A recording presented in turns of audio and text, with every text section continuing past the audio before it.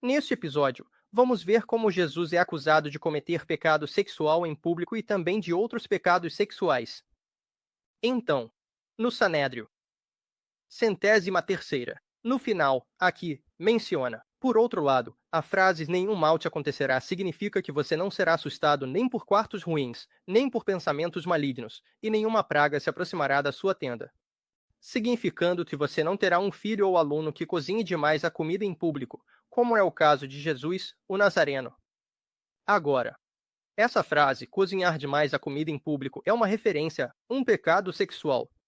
Esse é um eufemismo para pecado sexual. E vemos isso, por exemplo, mais claramente em Baruch 62, onde o termo prato cozido ou comer um prato cozido está relacionado a relações sexuais. Harkahan entrou e deitou debaixo da cama de Rav. Ele ouviu Rav conversando e rindo com sua esposa e cuidando de suas necessidades. Rav Kahana disse a Rav, a boca de Abiba, Rav, é como a de quem nunca comeu um prato cozido, significando que seu comportamento era lascivo. Rav disse a ele, Kahana, você está aqui, saia, pois esse é um modo de comportamento indesejável. Rav Kahana disse a ele, é Torá e eu preciso aprender. Então você vê aqui como o comportamento lascivo do rabino é comparado a alguém que nunca comeu um prato cozido. E outra evidência para isso parece estar na Misná. Bechamai diz que um homem não pode divorciar sua esposa a menos que descubra que ela se envolveu em um ato de relação sexual proibida. Como está dito, porque ele encontrou alguma coisa indecorosa nela. Bechamai, por outro lado, diz que ele pode divorciá-la, mesmo que ela tenha queimado ou colocado sal demais no prato. Então, isso vem logo depois de Bechamai dizendo: você não pode divorciá-la a menos que saiba que ela se envolveu em relações sexuais. Baidilel diz: não, mesmo que ela tenha colocado sal demais ou queimado o prato, mesmo assim você pode fazer isso. Você pode fazer isso no contexto aqui. Falando sobre o pecado sexual da esposa, parece que queimar um prato ou colocar sal demais no prato é um eufemismo para a esposa ter se envolvido em algum tipo de pecado sexual. Bait Léo está dizendo que o pecado sexual não precisa ser necessariamente descobrir que a esposa se envolveu. Se envolveu em relações sexuais, mas um pecado sexual menor. E essa é a interpretação de Peter Schaffer sobre esse texto, que diz que Jesus cozinhou demais a comida em público. E isso é óbvio pelo contexto também, que os rabinos aqui estão falando sobre pecados diferentes, e então estão listando o pecado de Jesus como cozinhar demais a comida em público. Agora, cozinhar demais a sua comida em público, se você levar isso ao pé da letra, não faz sentido como um pecado. Cozinhar demais a sua comida não é um pecado. Cozinhar demais em público não é um pecado. Então, isso é claramente um eufemismo. E em outros textos erráticos podemos ver que esse tipo de linguagem era usado como um eufemismo para pecado sexual. Então, eles estão acusando Jesus de cometer um pecado sexual em público. 1. Agora, o fato de que diz, alternativamente, nenhum mal te acontecerá, você não ficará assustado com pesadelos ou pensamentos ruins. Isso também pode ser uma referência a pensamentos sexuais. Acima, menciona uma mulher menstruada. Então, parece que há algum tipo de contexto sexual nesse texto, de qualquer forma. Ok. Agora, por que os rabinos estão acusando Jesus de ter cometido algum tipo de pecado sexual, talvez relações sexuais em público? Isso talvez seja como sabemos no Talmud, quando fala sobre Jesus, etc. Essa é uma resposta polêmica, uma resposta literária polêmica às histórias de Jesus que os cristãos estavam dizendo. Nós vimos isso no último episódio, onde, no Evangelho de Mateus, Jesus desceu ao Egito quando criança, e os rabinos transformam isso e dizem, não, ele desceu ao Egito e aprendeu magia. Então, eles estão fazendo esse tipo de resposta polêmica. Então, talvez essa ideia de Jesus ser um desviado sexual seja uma resposta polêmica a essa ideia de que Jesus tinha Maria Madalena como uma companheira muito próxima. Você vê isso em algumas literaturas gnósticas.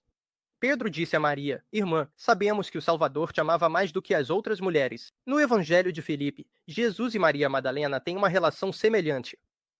Eles até se beijam.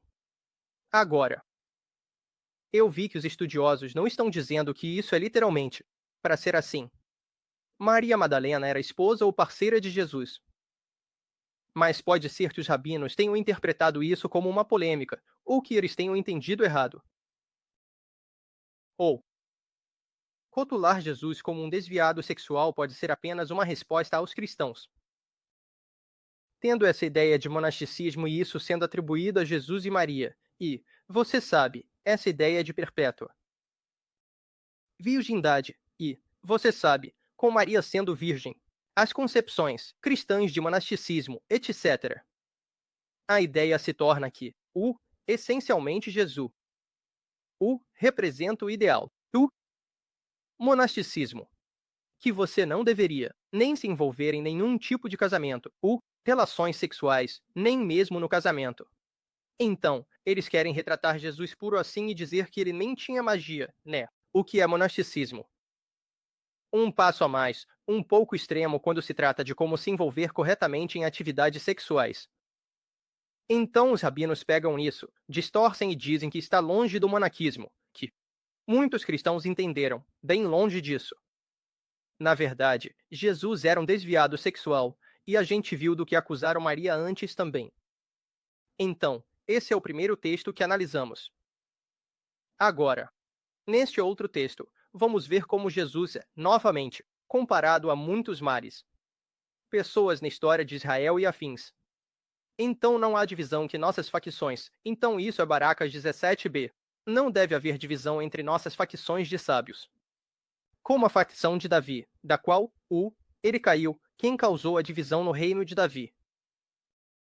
E não deve haver divisão que nossa facção não deva ser como a facção de Saul, da qual Doeg, o Edomita, surgiu, e não, eu clamo que nossa facção não deva ser como a facção de Eliseu, da qual Geazi surgiu. Nos nossos lugares abertos, não deveríamos ter uma criança ou aluno que cozinhe demais a comida em público, como Jesus, o Nazareno.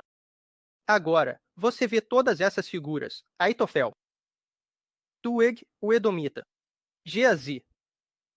Então Jesus tem sido associado a essas pessoas. Sabemos pela Misná que diz que 3 reis e 4 plebeus não têm parte no mundo vindouro. Os 4 plebeus são Bilaão, Doeg, Aitofel e Geazi. Então, esses 4 plebeus não têm parte no mundo vindouro. Ok. E 3 desses são mencionados no Talmud ao lado de Jesus, enquanto na Misná, esses 3 são mencionados com Bilaão. Então Jesus ocupou o lugar de Bilaão. Ok. E, de qualquer forma, estamos vendo que Jesus tem sido associado a essas pessoas que não têm parte no mundo vindouro. Então a mensagem se torna que Jesus é, sabe, esse nível de injustiça, esse nível de mal que ele não tem parte no mundo vindouro, ou pelo menos está associado a esse tipo de gente. E isso vai ficar mais claro depois também. Vamos ver, na série, eles acusam Jesus de não ter parte no mundo vindouro. Beleza. Outra história aqui no Sinédrio. Os sábios ensinaram: sempre use a mão esquerda para afastar os pecadores e a direita para atraí-los, certo? Então, isso basicamente quer dizer que é preciso ter uma abordagem equilibrada com eles. Isso é diferente de Elias, que afastou Geazi com as 2 mãos e fez com que ele perdesse sua parte no mundo vindouro. E ao contrário de Yoshua ben Paraía, que afastou Jesus, o Nazareno, com as 2 mãos. Então, eles estão dizendo tem equilíbrio, com os pecadores convidá-los ao arrependimento, mas também os repreenda. Então eles estão dizendo, isso é diferente do mestre de Jesus, que não o convidou para o arrependimento. Ele foi muito duro com ele, essencialmente. Então, Jesus está sendo retratado como Yahushua id Paraía. A Gemara relata. Rei Anai estava matando os sábios. Yahushua id Paraía. E Jesus, o aluno, foi para Alexandria, no Egito. E lá estava. Paz. Shata bin Shata mandou uma mensagem para Yoshua de mim, Jerusalém, a cidade santa, para você, Alexandria do Egito. Minha irmã, meu marido está entre vocês, e eu estou aqui desolada. Então Yoshua, ele recebe a mensagem, se levanta, vem, e acaba chegando a uma certa estalagem, no caminho para Jerusalém. Ele o tratou com grande honra, disse Yoshua bin Faraía. Que linda é essa estalagem! Jesus, alunos disseram mais, mestre, os olhos da esposa do estalajadeiro são estreitos, ou os olhos da esposa do estalajadeiro são estreitos. E então o mestre dele disse, malvado, você se envolve com esse assunto. A aparência de uma mulher casada. Ele produziu 400 shofarot e o ostracizou. Então, nessa história, Jesus e seu mestre estão nessa estalagem. E Jesus comenta sobre a aparência dessa mulher casada. Ele diz, ela é feia, basicamente. Ok, então, de novo, tentando retratar Jesus de forma sexual.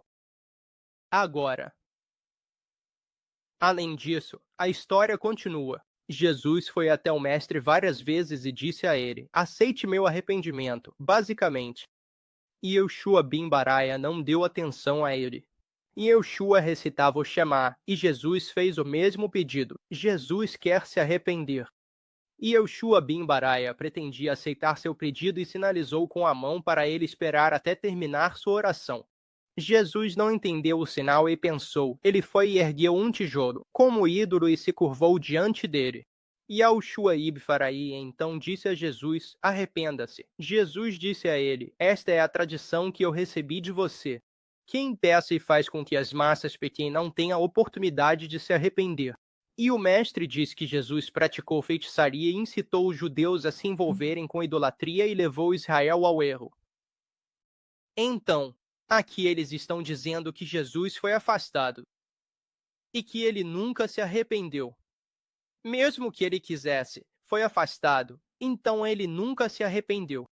E ele adorou um ídolo e ensinou as pessoas, sabe, a se envolverem com idolatria. Ele levou Israel ao erro e praticou feitiçaria. Acho que a gente mencionou isso também. Então, todos esses pecados sendo colocados em Jesus. Agora, Peter Schaffer diz na página 37, é óbvio que a identificação do aluno com Jesus nesta história que acabamos de ver em Sanhedrin 1:07b, ele está dizendo, Jesus, ser o protagonista nesta história é uma fase posterior no desenvolvimento da narrativa. Falta na versão de Jerusalém está atestado apenas em alguns manuscritos da versão babilônica. Não há dúvida, portanto, de que Yoshua ben Paraía, qualquer que seja a realidade histórica por trás dessa figura, não tem nada a ver com Jesus, no sentido de que a história preserva informações confiáveis sobre o fundador do cristianismo. Não é o que está em jogo aqui. O fato de que Jesus tenha penetrado na história depois não significa que a história não contém nenhuma informação confiável sobre a percepção dos babilônios em relação a Jesus. Pelo contrário, as evidências dos manuscritos mostram claramente uma tendência durante o processo editorial do Babli de identificar o aluno desconhecido de Yoshua ben Paraía com Jesus. Uma tendência, além disso, que é peculiar ao Babli e deve ter a ver com a compreensão do Babli sobre Jesus e sua personalidade. Então, vemos que, na história de Sanhedrin 07b, quando vamos para a versão de Jerusalém, o aluno não é nomeado. E assim, só mais tarde, nas versões babilônicas, que o aluno foi identificado como Jesus. E mesmo assim, isso acontece apenas em alguns manuscritos. Então, é bem possível que na versão original do Babli, o tipo de "você sabe", o aluno não foi identificado como Jesus, mas mais tarde foi identificado pelos escribas como Jesus. Talvez. Ele diz na página 38. O mais notável entre os nomes que aparecem nessas tigelas mágicas babilônicas. Existem essas tigelas mágicas escritas por judeus que encontraram. Os nomes nessas tigelas mágicas, não menos famosos do que nosso Yoshua ibn Faraía e Jesus e Yoshua ibn Faraía aparecem como nomes nessas tigelas mágicas.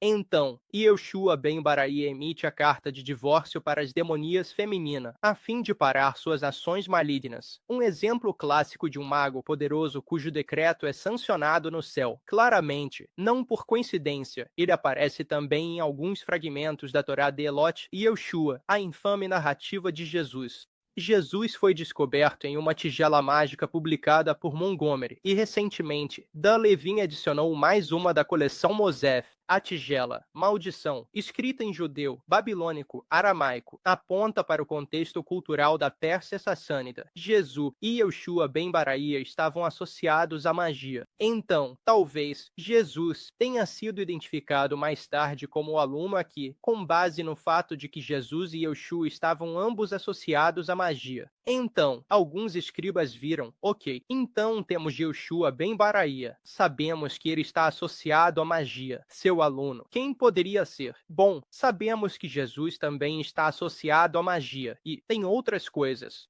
Na história, isso pode ter indicado para eles que se tratava de Jesus. Ele faz magia e incita Israel. Então eles identificam a pessoa como Jesus. E é isso que ele menciona na página 38. Agora, de novo, isso é especificamente sobre o Sanhedrin 107b, essa história, o texto anterior que analisamos. Sim, claro que eles têm Jesus, e você sabe, eles sempre tiveram Jesus lá. Jesus é quem é acusado de pecado sexual, etc. Mas essa história final em 107b, a versão de Jerusalém não tem Jesus, então parece que a identificação de Jesus é posterior. Certo. Agora, o ponto que está sendo feito é que Jesus está sendo acusado de todos esses pecados. Claro, o Alcorão tem uma visão bem diferente sobre Jesus. Nós temos e Zacarias, João, Jesus e Elias, todo, eram dos justos. E essa ideia de que Jesus levou Israel a se desviar com a idolatria. E claro, no texto, Jesus realmente monta um tijolo e o adora. Então, de maneira clara, eles estão tentando retratar Jesus como o maior adorador de ídolos, de fato. Também, refutado.